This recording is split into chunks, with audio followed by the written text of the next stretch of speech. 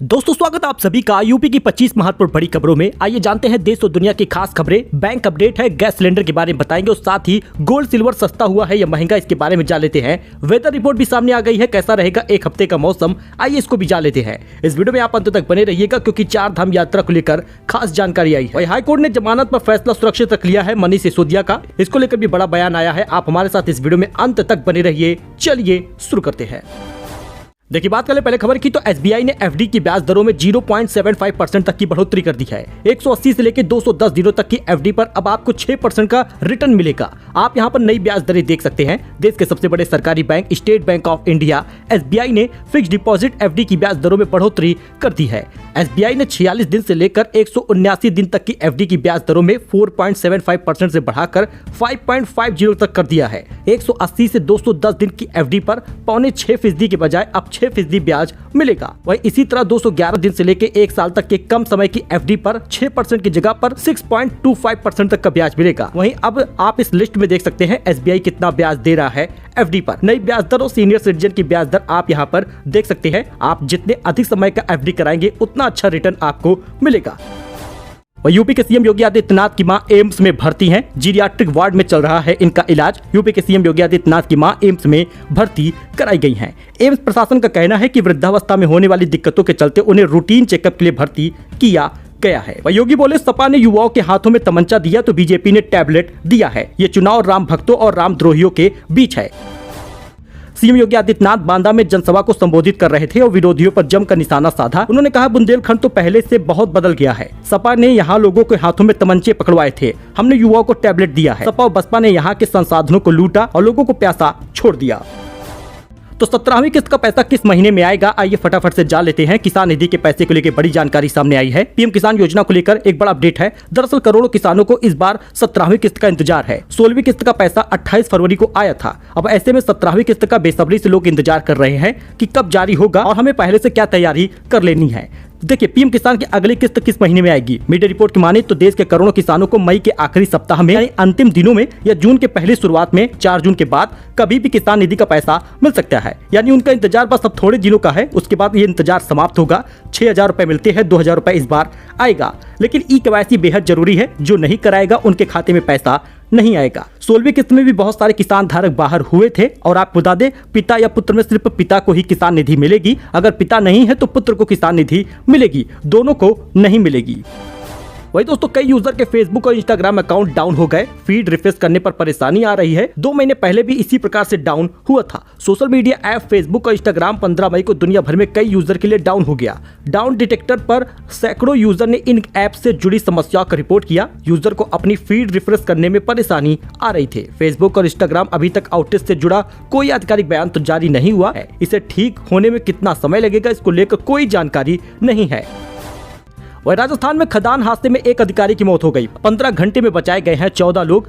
Lift की chain टूटने से 1875 फीट नीचे फंसे थे। वहीं दुबई में भारतीयों के पास 1.5 लाख करोड़ की प्रॉपर्टी है। तंगहाल पाक के नागरिक 91,000 करोड़ की संपत्ति के मालिक है। जरदारी मुशर्रफ का भी इसमें नाम है। दुनिया भर के अमीरों ने दुबई में प्रॉपर्टी खरीदने का क्रेज लगातार बढ़ा है। भारत के 29,700 लोगों के पास दुबई में 35,000 प्रॉपर्टीज है। इनकी कीमत लगभग 1.5 लाख करोड़ रुपए है। Centre for advance defence studies को मिले डेटा के आधार पर 58 देशों के 74 मीडिया हाउस ने यह रिपोर्ट तैयार की है।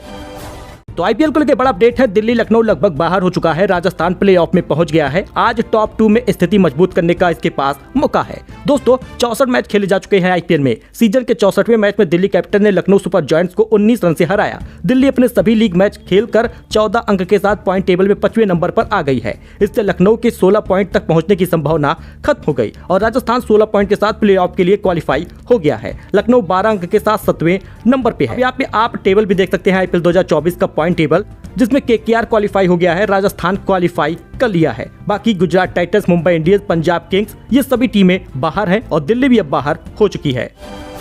वहीं प्रियंका गांधी ने कहा बीजेपी अमेठी रायबरेली दोनों सीट से हार रही है। मोदी अब 400 पार का नारा नहीं लगाते, उस पर चुप्पी साध लिए हैं। बगैर गड़बड़ी ये लोग जीत नहीं पाएंगे। तो पंचायत सीजन 3 का ट्रेलर रिलीज हो गया है। फुलेरा में होंगे पंचायत चुनाव, बन रहा कस तो प्रधान जी में होगा जंग। दोस्तों प्राइम वीडियोस की हिट वेब सीरीज पंचायत के तीसरे सीजन का ट्रेलर रिलीज हो चुका है। 2.5 मिनट के इस ट्रेलर का फुलेरा गांव की राजनीति और प्रधान सचिव अभिषेक की लव स्टोरी की झलक देखने को मिली है। शो के इस नए सीजन में टोटल 8 एपिसोड होंगे। दीपक कुमार मिश्रा द्वारा निर्देशित यह सीरीज 28 मई से प्राइम वीडियो पर स्ट्रीम होगा। यहाँ गांव में हो रही पॉलिटिक्स से बचना चाहते हैं सचिव जी। ट्रेलर में दिखाई पड़ता है कि जहां एक तरफ सचिव जी गांव में हो रहे फालतू पॉलिटिक्स से बचकर पढ़ाई पर ध्यान लगा रहे हैं, वहीं दूसरी तरफ फुलेरा गांव में अब पंचायत चुनाव होने वाला है। पंचायत 3 का प्रीमियम हिंदी के अलावा तमिल, तेलुगु, मलयालम और कन्नड़ में भी आया है। सीरीज में जितेंद्र कुमार, नीना गुप्ता, रघुवीर यादव, फैजल मलिक, चंदन राय और संविका जैसे कलाकार नजर आएंगे। 2 सीजन इसका सबसे बेस्ट गया है। IMDb में भी सबसे बेस्ट रेटिंग इसको मिली है। अखिलेश यादव बोले यूपी में गठबंधन जीतेगा 79 सीटें, लड़ाई Q2 में। लखनऊ में खड़गे बोले मोदी मंगलसूत्र नहीं काम पर वोट मांगे। लखनऊ में बुधवार की इंडिया गठबंधन की संयुक्त प्रेस कॉन्फ्रेंस हुई। इसमें कांग्रेस अध्यक्ष मल्लिकार्जुन खड़गे और सपा अध्यक्ष अखिलेश यादव मौजूद रहे। खड़गे ने कहा देश में 2 विचारधारा की लड़ाई है। 4 चरणों के चुनाव में इंडिया गठबंधन मजबूत दिख रही है। मोदी की सरकार इस बार नहीं बनेगी, इंडिया गठबंधन की सरकार बनने जा रही है। तो दोस्तों लखनऊ में हीट वेव का अलर्ट है। 41 डिग्री पहुंच गया पारा। एक सप्ताह गर्मी से राहत नहीं है। लखनऊ में लगातार कई दिनों से तेज धूप के साथ गर्मी का असर बढ़ता जा रहा है, जिसके चलते लोगों को घर से निकलना मुश्किल हो गया है। बुधवार को लखनऊ का अधिकतम तापमान लगभग 41 डिग्री तक पहुंच गया। मौसम विभाग के मुताबिक 18 और 19 मई को लखनऊ में इस सीजन का सबसे अधिक तापमान दर्ज होगा। इस दौरान हीट वेव के असर देखने को मिल सकते हैं। तापमान 45 डिग्री तक बढ़ सकता है। दोस्तों पछुआ हवा चलने से बढ़ रही है गर्मी। दोपहर के समय तेज गर्मी हो रही है। तो दोस्तों IRCT लखनऊ से धार्मिक और हिल स्टेशनों की कराएगा सैर। 4 स्पेशल ट्रेनों से कर सकेंगे आप भ्रमण। फ्लाइट से कश्मीर दर्शन भी होगा। IRCTC पर्यटकों के लिए एक विशेष टूर पैकेज लाया है। पर्यटक ट्रेन और फ्लाइट में धार्मिक स्थलों, पहाड़ों की सैर कर सकेंगे। इसमें जम्मू कश्मीर, हिमाचल प्रदेश, उत्तराखंड जैसे राज्यों में घूमने का मौका मिल रहा है। 46,700 रुपए में 4 दिन की यात्रा हो सकेगी। वही दोस्तों आगरा में 1500 फीट ऊंचाई से गिराया गया हॉस्पिटल। वीडियो भी आप देख सकते हैं। गिरते ही 8 मिनट में इलाज के लिए तैयार हो जाएगा। ऑपरेशन थिएटर, इमरजेंसी वार्ड, इसमें सब कुछ होगा। जी हां, आपने सही सुना। आगरा में एयरफोर्स ने 1500 फीट की ऊंचाई से हॉस्पिटल गिराया है। गिरने के बाद हॉस्पिटल का स्ट्रक्चर पूरी तरह से खड़ा हो गया। इलाज के लिए 8 मिनट में तैयार भी हो गया। यह एक तरह का पोर्टेबल हॉस्पिटल है जिसका नाम भीष्म रखा गया है। वायुसेना ने पहली बार हॉस्पिटल को जमीन पर उतारने का सफल परीक्षण किया है। यह तस्वीर आगरा के मलपुरा ड्रॉपिंग जोन की है। यहाँ से विमान ने पैराशूट की मदद से भीष्म पोर्टेबल हॉस्पिटल को जमीन पर उतारा है। तो कानपुर के 7 स्कूलों को बम से उड़ाने की धमकी मिल गई। पुलिस, बम डिस्पोजल और डॉग स्क्वाड पहुंच गया। रूसी सर्वर से भेजा गया था ईमेल।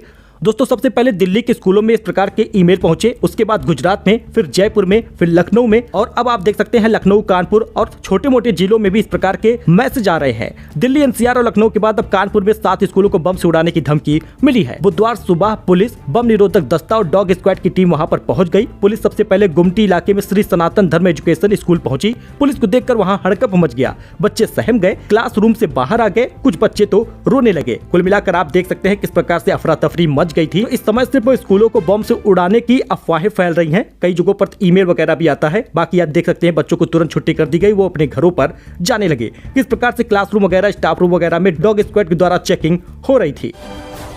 वहीं हाईकोर्ट ने बड़ा फैसला सुनाया है। शादी में मिलने वाले गिफ्ट का बनाया जाएगा लिस्ट। दूल्हा दुल्हन भी साइन करेंगे। दहेज के केस में मिलेगी मदद। जी हां, इलाहाबाद हाईकोर्ट ने कहा कि शादी में मिले गिफ्ट की एक लिस्ट बननी चाहिए और उस पर दूल्हे और दुल्हन का साइन होना चाहिए। ऐसा करने से शादी के बाद होने वाले विवादों और केस में मदद मिलेगी। जी हां, हाईकोर्ट ने अंकित सिंह और अन्य द्वारा दाखिल 482 दंड प्रक्रिया संहिता के केस की सुनवाई करते हुए यह सलाह दी है।